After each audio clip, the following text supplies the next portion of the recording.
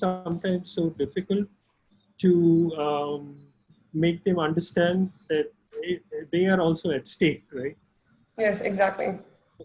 Yeah. I think So that how do you? Yeah, tell me. Sorry. no, no, You were no, saying? I'm listening to your question. Oh, so how do you usually achieve that buy-in? How do you make sure that they understand that they will also be impacted? For me, so first, like what I usually try to do is that I try to make them understand what are the direct impacts and how they contribute to climate change, and also Mm-hmm. like maybe try to explain them how it works as well, because I feel that sometimes the client doesn't really know what carbon is, they don't really know what it means to have degrading ecosystems. So it takes a Right. lot of time to explain also the kind of like the scientific background. Yeah. And also how they can measure it. So, for Right. example, when I work on CSR report or on ESG analysis, Mm-hmm. very often they don't really understand the indicators and they don't know how to collect the data. So, Right. so that's also what I try to do is that I try to make them understand that they actually have everything at hand that they True. can measure the True. impact, and Right. once they're able to measure, then it just becomes much more real and concrete, Yes. and suddenly like the awareness raises and they can start to take action. But True. True. most of the time the client I have, they come because they need to comply with some regulations, and I don't know, but like I don't know if you know, but in France we have very, very strict regulations on waste management, on CSR Mm-hmm. reporting, and all kinds of CSR Right. related topics. Yeah. And so that's why they just come to us as a consulting firm, because they have a need to comply True. or True. to make sure that they secure their market. Yeah. And I try to push them a little bit further, and that's a bit hard. I Actually, know. Yeah. I'm trying to quit consulting now because I'm too tired of always being framed within a project. I really want to like slide to the side of policymakers and government initiatives and stuff like that. So I'm trying to figure out a way to Mm, to like quit consulting and go to like the upper level of sustainability making. mm. In India, where I'm from, it's easier because we Yeah. always give them the example of Europe. Oh, okay. And Right. we tell them that, see, if you become sustainable, this will become like Europe. Yeah. So So, we have a dream to give them. so how is it like with India? Because I guess that it must be a bit difficult for people because obviously like sustainability costs money, and sometimes Ah, like yeah. So how do so you there's a lot of scarcity. mm-hmm. Like, for example, in resources, only 1.8 hectares of resources is available per person. Okay. So that number in comparison in the US is 9 hectares per person, right? Okay. Oh. So there is a lot of scarcity and there's a lot of density. Uh, but there is a lot of inherent culture towards sustainability. Mm-hmm. So traditionally, the society does embrace and understand sustainability in a more spiritual way, not so Okay. much in a business point of view. Okay. So I feel this change of business culture is very recent for India. I think Okay. it's only in the 1980s and 1990s that business started to control so much of our thought and work. Mm-hmm. Before that, it was not so significant. So, but we are not living sustainable lives, and yeah. But I do believe some part of it is because we have not been able to connect it to individual benefit, Mm-hmm. and we see it from a very macro perspective. But how Okay. does it translate down to me as an individual is something that maybe there's a disconnect. Yeah, It because does. Yeah, go yeah. ahead. Yeah, no, because in France it's very different. Like they tend to put the burden of sustainability onto consumers. So we are Yeah, very encouraged to recycle waste and make sure that right. we don't use our cars to go on holiday, And you know, Yes. like and for me, it's a bit of a misconception of sustainability because the consumer doesn't have the chance in the end. You know, like he just consumes what the market offers, and that's Yeah. why I think that we should just like work on companies.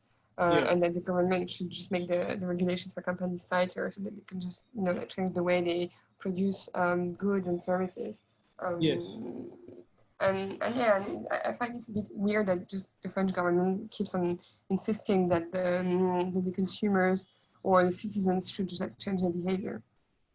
True. Well, at the same time, at the end they vote, so they can vote already Yeah. for tighter regulation. So maybe it's Yeah. not a bad thing, but yes. So, what do you feel? I can just quickly share some part of the presentation, not all of it, Yeah, sure. with Pauline, and we can then just go from there. Okay, What do you great. feel, Pauline? Yeah, Right. yeah, no, So, sure. I'm happy, happy to be taught. yeah. So I'll just try and share some thoughts on how we see it. Right in the middle. Let me go back.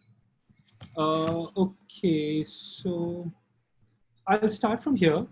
Okay, See, basically, we are a healthcare provider, all right? okay, So we take care of people who don't have money to pay for their health, right? okay, And over the last 2 years, we've treated around 40,000 people, and we are able to deliver healthcare cost at approximately 16% of private healthcare.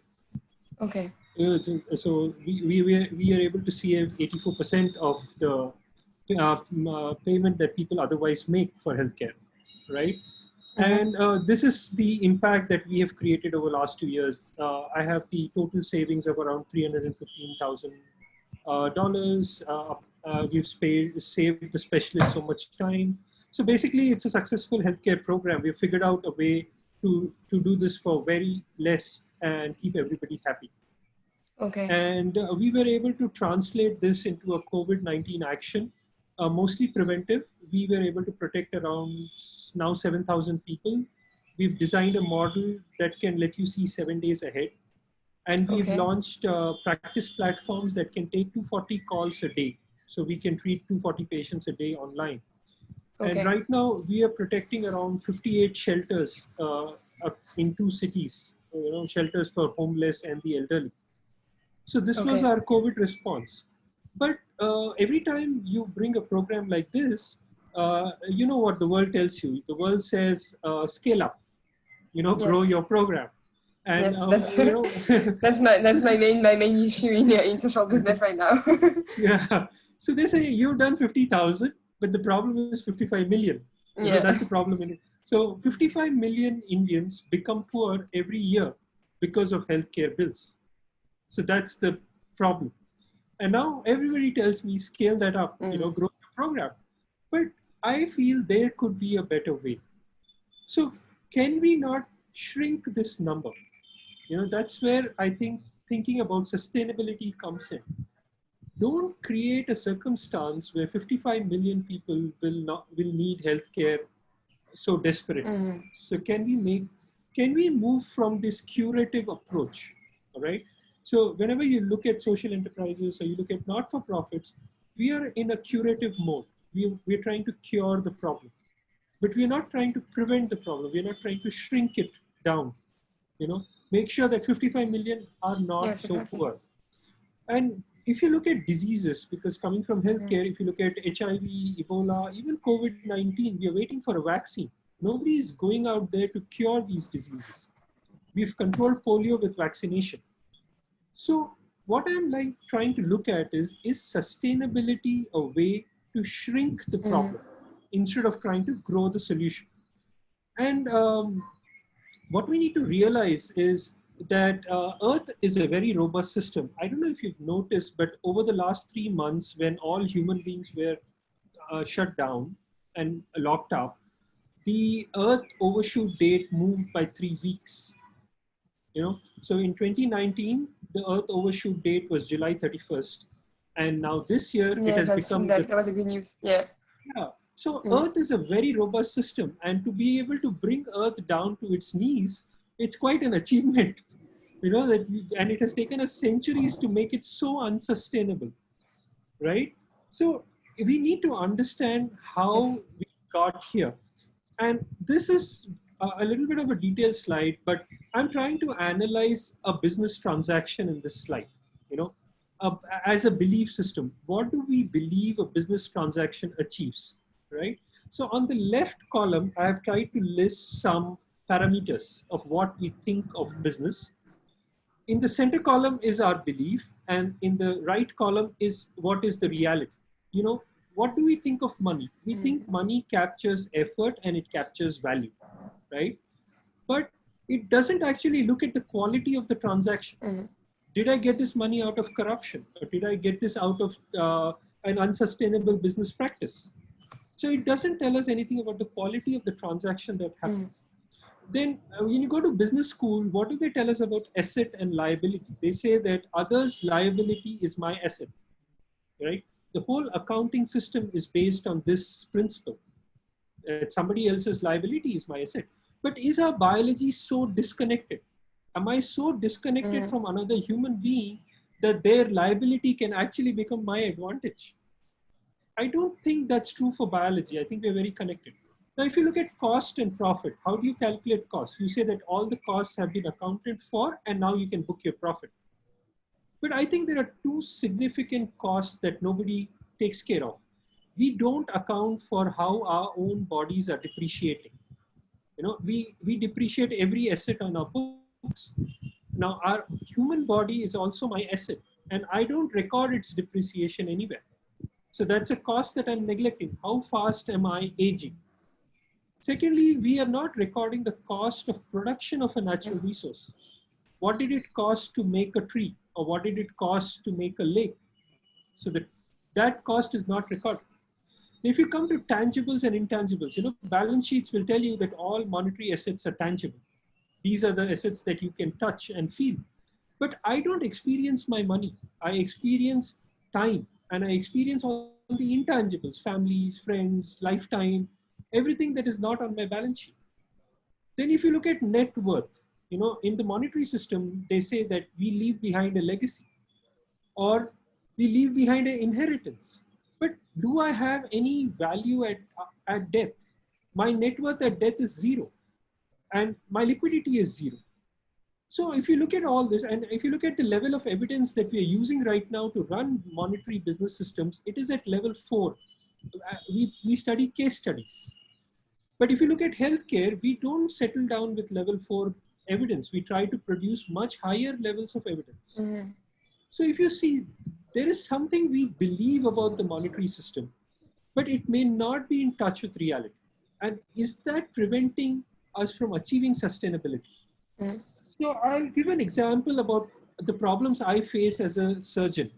So farmers come to me, or milkman comes to me, or a homeless person comes to me and says, I need a surgery. Now this guy obviously cannot pay. So I tell him, oh, but the surgery costs a bomb and you have to arrange this money. So this farmer will go out and borrow the money, pay me for my surgeon's fee, and I do the surgery. I get the money, it's in my account. Can I book a profit? Has the economic cycle ended? I don't think so. The economic cycle doesn't end when I receive money from my customer.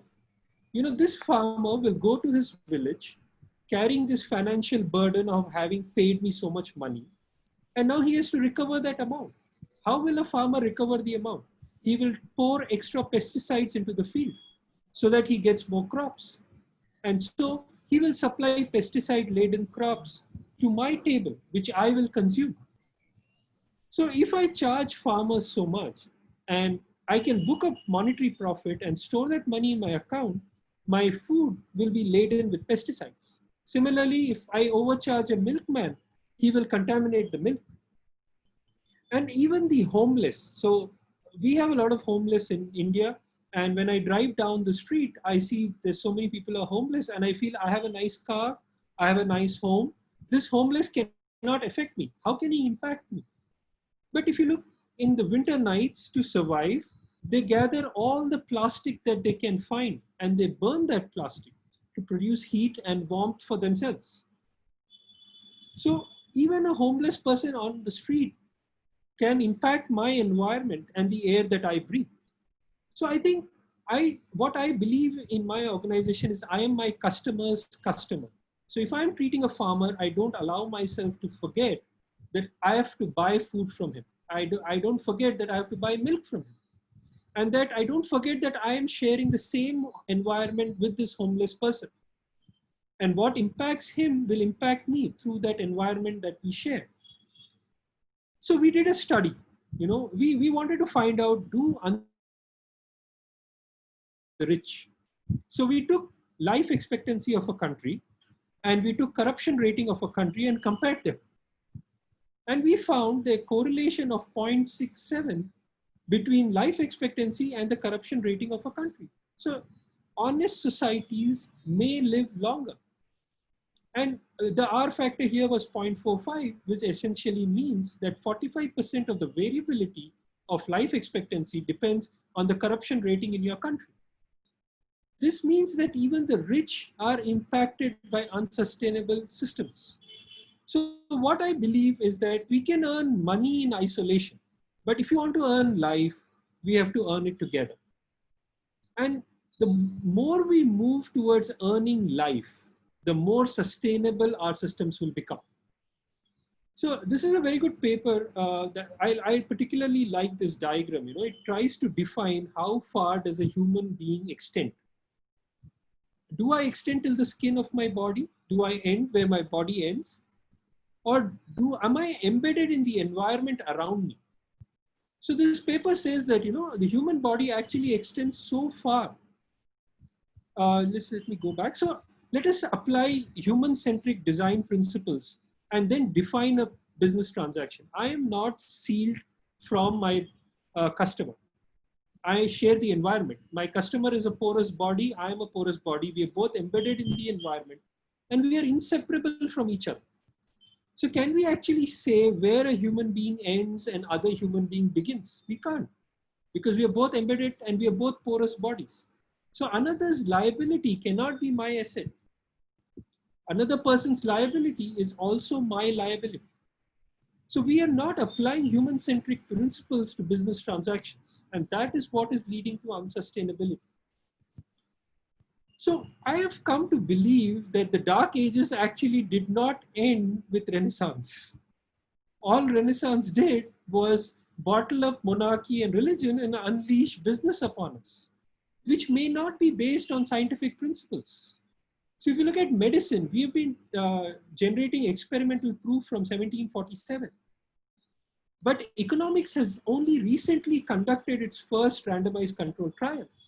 And business has not even done that. So what is the scientific basis of saying this is how business should run and that this business is good for everybody? If you look at this graph from this paper from Harvard Business Review, this is from 1940s, no, so I think 1950s. And it shows that currently how we do business is leading to a lot of concentration of wealth in top 10% of the population. So then if you pose a question, is earning money always profitable? I don't think so. Earning money is only profitable if your ecology is preserved. Like for example, COVID-19. If you don't have ecology, the environment no longer welcomes you, you can no longer benefit from the money that you earn. And I'll tell you how it works. Suppose you take that farmer's example. I am a surgeon, I can charge him a bomb for doing a surgery and I can marginalize him. But he will pass this burden back to me by pouring more pesticides in his field. So the environment will pass on that burden back to me.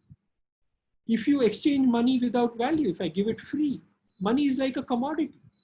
It is like potatoes dumped in the market. So if I give a bribe, if I give into corruption, the money that has been exchanged, it loses value. It doesn't matter who receives it. So far we have been able to benefit with unsustainable practices only because our ecology was preserved. But as these ecological barriers get eroded, unsustainable money or wealth will have no meaning. And that's what we propose at Dakshas is that we should start to depreciate ourselves. we should recognize that we are mortals. We have a lifespan. Probably it's 90 years in Europe, and maybe it is 70 years in India, but I have a lifespan which is limited. And I should record my individual depreciation on my balance sheet. So every year, I should reduce my net worth by 1 by 70 or 1 by 90 in case of Europe. We are not booking the cost of unsustainable business practices on our balance sheets. And that's why you don't see the cost. But this cost is translated to us by accelerated depreciation of our own body. Or we age faster in unsustainable economies.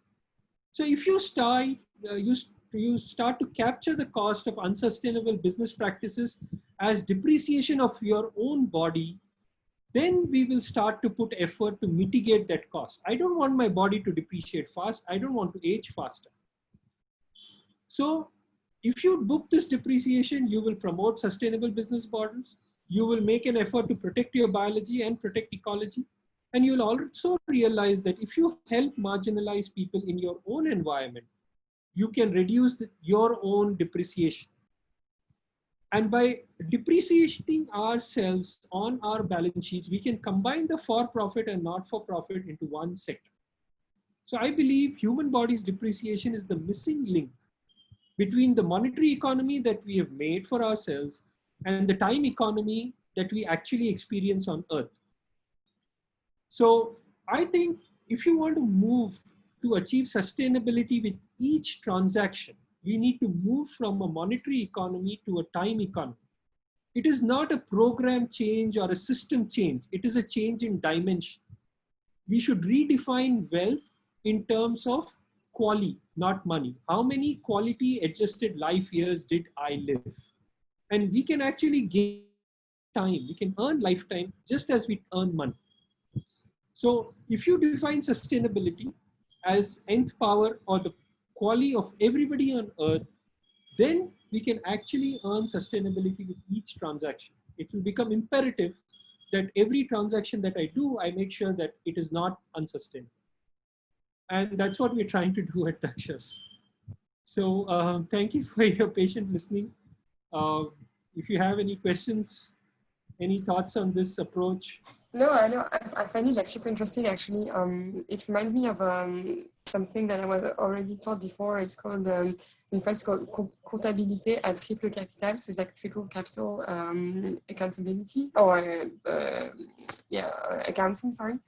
Right. And this is exactly how it works. Is that so you have your balance sheets and it's like three items. So you have the money item, then you have the or capital item, I mean, and then you have the natural capital and social capital. And the question is how you depreciate the natural capital and the social capital, because for some people this depreciation is not going to be the same as for other people. For example, like if I have only one tree with tomatoes in my garden, and then the neighbor has like 10 trees with 10 tomatoes or 100 tomatoes in his garden, my depreciation is going to be much faster than his. And so that's, for me, that's the problem of the triple capital accounting system, is that you don't have a set way to depreciate the capital. But it's not because it's difficult now, is that it can be made, but it's an interesting way to approach the question. Yeah, but what we are experiencing in India, where the ecology is much further eroded, that even people with money are not able to protect themselves. So even the rich are dying between their 60s. Even those who have immense amount of wealth are not able to last beyond 70s. And you cannot really encapsulate the environment into our boundary walls. The environment is shared. Yes, of course. So I feel if we start to book the environment cost as the depreciation of our own biological asset or our human body and put it on our balance sheet, we are not booking the cost. So obviously we are not making any effort to mitigate it. And then it can translate. So, I have designed some applications. For example, can we do business at biological standards? The businesses are incorporated for perpetuity. but I'm not made for perpetuity. I'm a mortal. So if you start depreciating yourself, you will realize that how we do business, we don't look at the biological cost. For example, a pharmaceutical company wants to launch a drug. It will test for 10 years and make sure that drug doesn't harm the human. But when you launch a business model, this kind of due diligence is not done. You can launch a business model just like that. Nobody's looking at the cost that rest of us have to bear. So I think there's a difference because business managers are not licensed professionals. So if you look at the definition of a professional, there should be a code of ethics, there should be state licensing laws, like how you license doctors. So a doctor may come up with the most wonderful treatment, but if it is going to harm the patient's health, it is not allowed. Similarly, you should not allow business managers to implement practices that are unsustainable or pass cost to society, right? So I feel we have to make it a personal cost. And by recording our depreciation of how fast we are aging, we can in fact do this. So if I can skip all this, these are two collaborations that we're looking for. On the right side, you see there is something called a frailty index. Okay, this is a questionnaire that you can just fill on a phone. And this index tells you how fast you are aging, right? So, and it is actually shown through research that this index tells how fast your DNA is degenerating, right? So you can actually measure how fast a person is aging by measuring their frailty index. So what we want to do is measure the frailty index of rich and poor in different economies, right? And see whether having money actually protects you from aging faster. Okay. So what I feel is in an unsustainable economy, whether you're rich or poor doesn't make a difference. They both age just as fast. So it will show the limitations of money and that recording our own depreciation is important to each individual, irrespective of the amount of wealth they have. So, anyway, that's what the whole session is about. Yeah, but I'm very happy to hear about the challenges you're facing in terms of sustainable practices and where you're coming from. So, Yeah. would you think this could be a way to convince your clients Yes, I to? think that actually would be a very good way, because when it comes to business, the only measuring unit is money. Of course, it's like Yeah, profit, is keeping your market, is your margin, it's the cost. So I find it super interesting to put into the balance the fact that maybe you can degrade ecosystem or restore them. And in France right now we have this all like new initiative which is about the entreprise contributive. So it's like uh-huh. the contributing company. And Right, so it's how you shift from being a company that degrades the environment to a yes, company that uses its economic power and its local implantation to actually yes, restore the environment and preserve jobs and make sure that you don't degrade the social, like the social bonds, and that you preserve like a balance on the territory.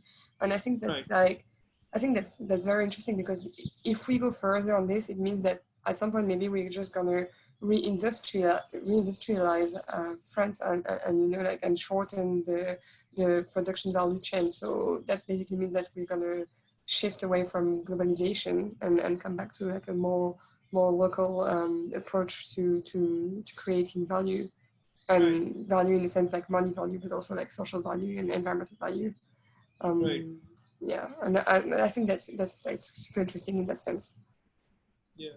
So I was reading that human beings may actually now have the ability to extend their lifespans beyond 100, and 100 to 120 should become the normal lifespan. Really? And Wow. That's impressive. That's scary. so, but probably we are not able to experience those long lives because of these unsustainable practices. Mm, And instead of maybe trying to convince people about the larger social good or public good, we can actually talk in terms of their own life quality and their own lifespans.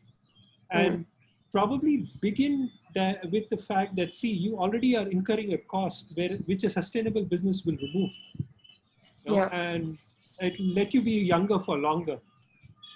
Exactly, and I think the good thing, I mean, the good point with this kind of reasoning is that you measure, and because you show figures, it becomes concrete to business leaders or people that just that are like that have economic activity.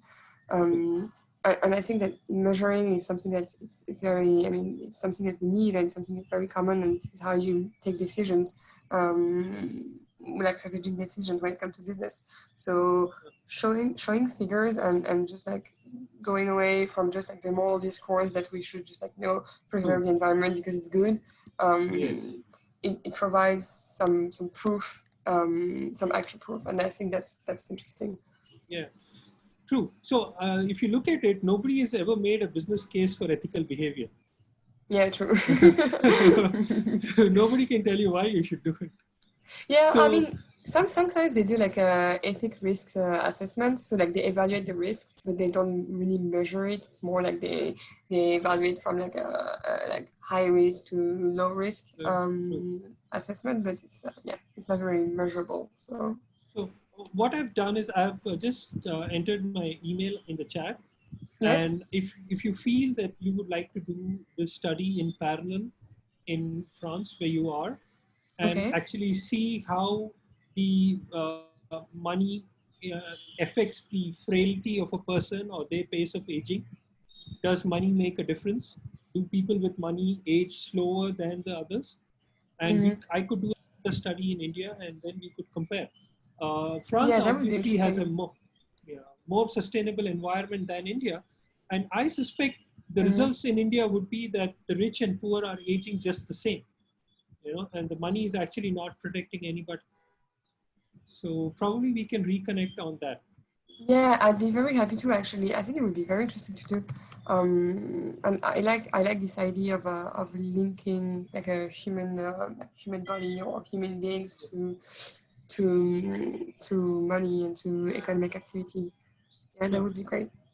yeah, And I'm sure like I'm sure we can have like I mean there's some like data from the INSEE, which is like the statistics bureau in France, that we can use on, for example, like what I've used before is to show how when you're poor you're more affected by climate